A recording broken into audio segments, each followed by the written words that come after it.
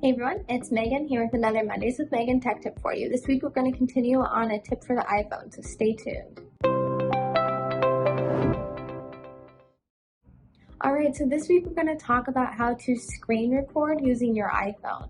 At first I thought this was a feature that only certain phones were capable of having, and then I found out this is something that you can add to your phone using the control menus. So the steps are really easy. All you have to do is go to Settings, Control Center, Customize Controls, and then tap next to Screen Recording to add it to your control center. From there, it should be in your control center, so depending on which version of the iPhone you have, which operating system, you're either going to swipe up from the bottom edge of the screen, or for an iPhone X or later, with iOS 12 or later, you're going to swipe down from the upper right-hand corner of the screen. That brings up your control center, and then you can click on the screen record button, wait for the 3-second countdown, and then it automatically starts recording whatever is on your screen. And then when you're done, you just hit the icon in the corner of the screen and it automatically saves to your camera roll. I hope this tip is super helpful. For more tech tips, head to the website or the YouTube channel.